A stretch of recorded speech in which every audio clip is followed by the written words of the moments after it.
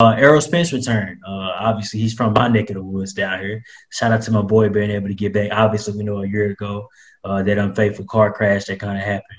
We thought it was going to take him out of the game. Had him on life support. Thankfully, he was able to bounce back from that, fully healthy. Had to get a new grill, but it looks good on him.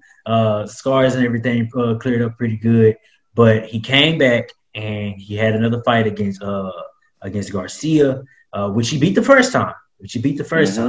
And, he looked good doing it. So I guess kind of your thoughts on that was, I know before we got up on this, you guys saying possibly this was a setup game to set him up to beat up on a guy that we knew he was clearly better than. But a lot of people were saying we didn't know how he was going to act after this fight. What you thinking? I'm thinking, like I said earlier, it was set up. First of all, shout out to Danny Garcia and Errol Spence. Errol Spence, my boy. I've been watching him since he started fighting. Garcia, I've been watching him too. But as this matchup came together, I noticed the difference in these fighters. One is undefeated, one is not. Not saying that mean anything.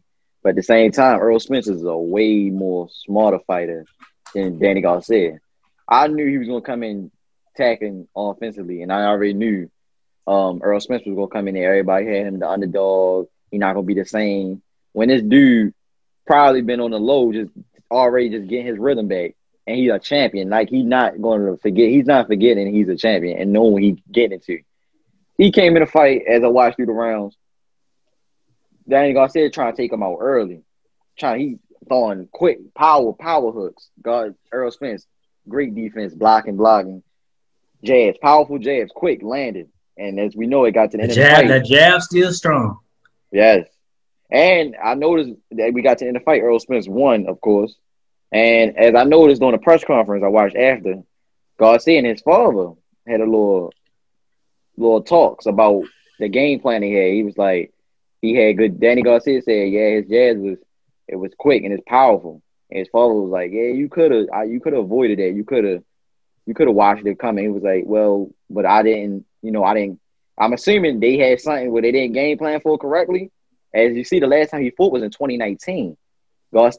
I believe Garcia still fought in 2020. Mm-hmm. So Errol Spence probably could have came out different or trained different. But Garcia wasn't ready for that fight.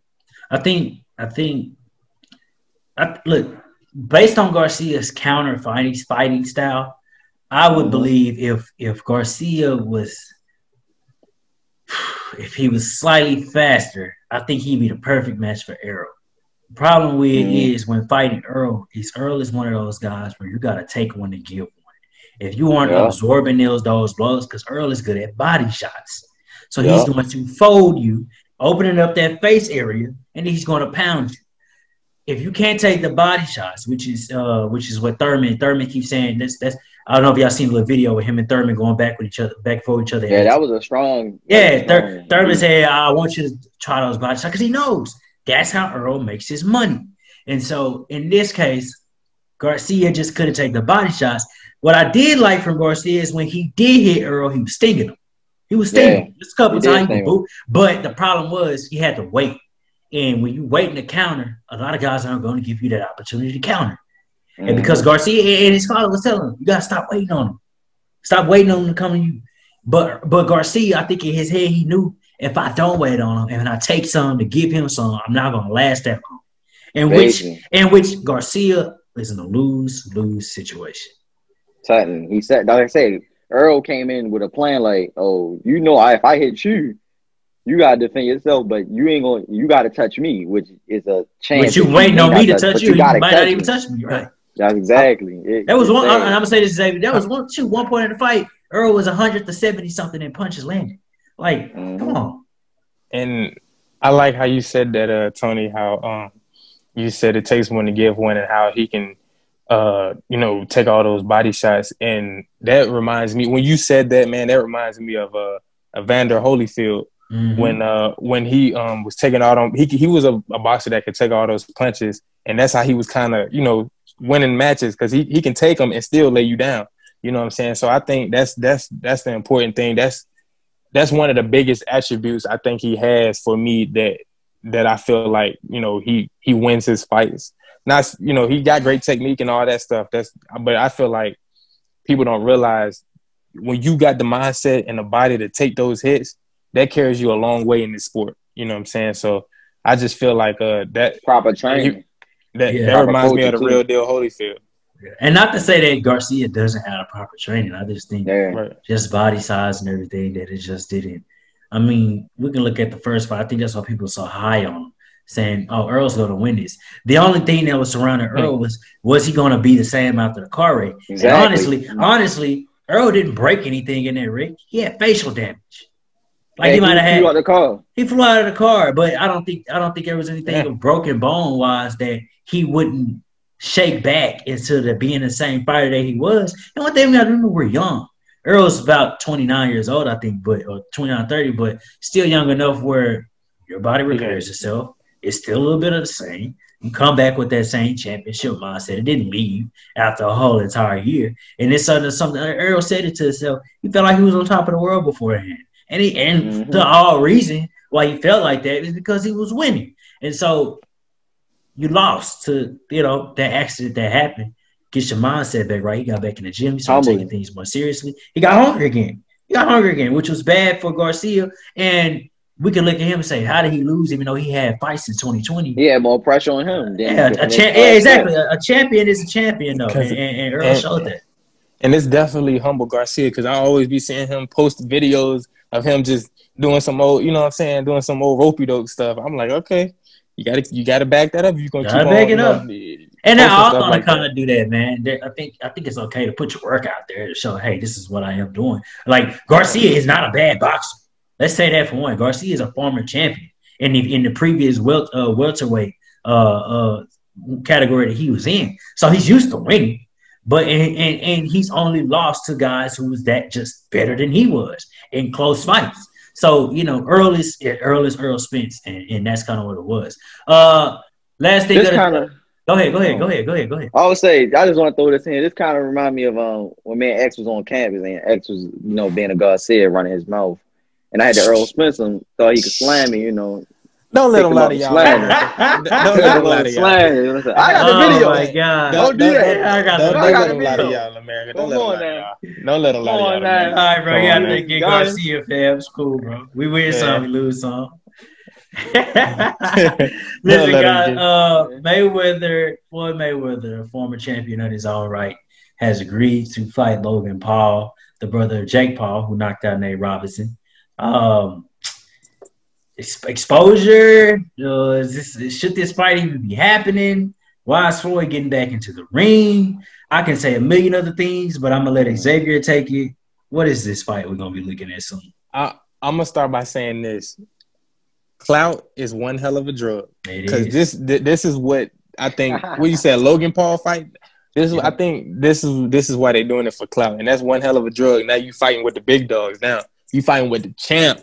Floyd Money that never lost. You know what I'm saying? So I feel like this is going to be a quick, if Floyd really taking it serious, second round. I think Floyd will mess with him. Floyd ain't going to knock him out. Floyd ain't knocking nobody out in 2 decades. But Floyd going to give him a run for his money. He going to give him a run for his money. He going to make him earn his money the hard way.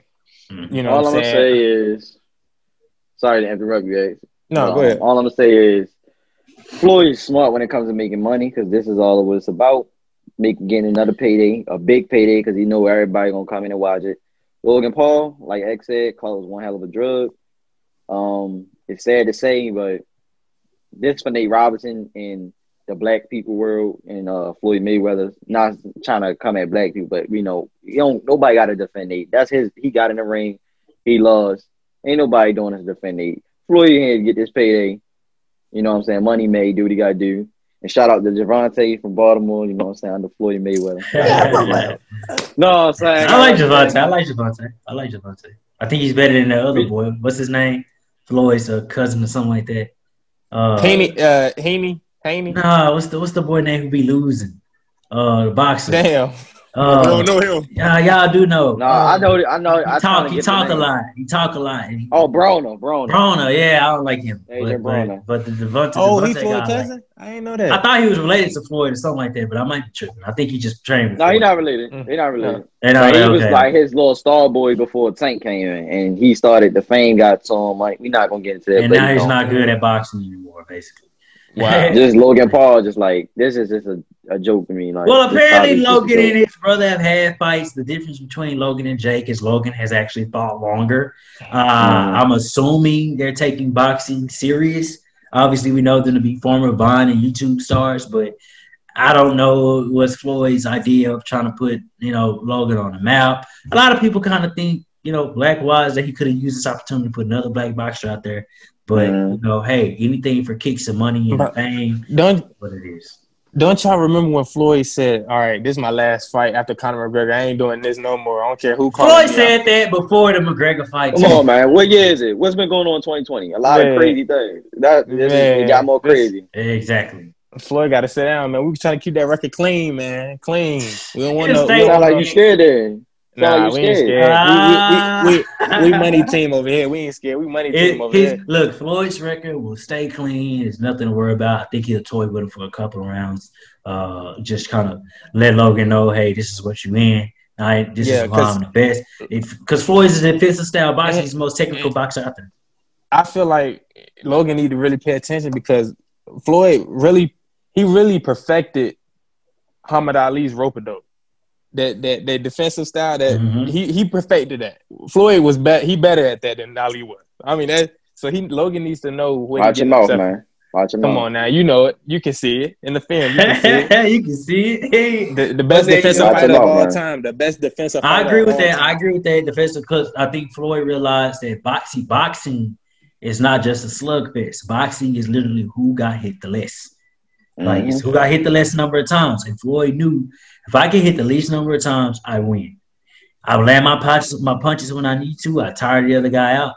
It's like, y'all remember the fight with him and Pacquiao? Pacquiao swung like 500 times and only Floyd like 3 times. Came in confident. Like, he came in confident. Now, he was kind of giving Floyd the business in the first round. But once Floyd got a little used to him, that was the worst fight ever because Floyd made it a defensive fight. And Pacquiao was just like, well, I thought I won. I threw the most punches, but it wasn't about who threw the most punches. It was got hit the least. And so that's the de facto in that. But, guys, great show. Great first show. Love the energy. You two are awesome. Right. I think I have a warm heart right now. I can say after today that I can pass this show down to you guys. And I think that you guys will pick up and take off with it. I pray that this is a great show. Best of luck to you guys. You know we got the team here. I'm still here to pop on whenever I need to. SOS Nation will feature Wayne Galloway and Xavier Maddox from here on out, guys. This is the new wave of sports that is sweeping the nation where we are not just accurate, but we are spot on. You will be seeing these guys weekly now. You also see other SOS members from time to time. You're looking out for these guys on other shows as well. Interviews and everything coming more. Be sure to comment, rate, subscribe, drop them a like. Would always appreciate it. Click that YouTube button. Get notified for when these guys are coming on strong. And I think they'll leave you guys in good hands. Wayne, Xavier. Go ahead. Yeah, comment. I want him to comment. Please comment. Tell me what y'all think. Team X, man. Y'all already know. Hey guys, you guys be sure to watch more Spot On Sports. Wayne, Xavier, and Tony, we are signing out. And they'll see y'all next time. See y'all.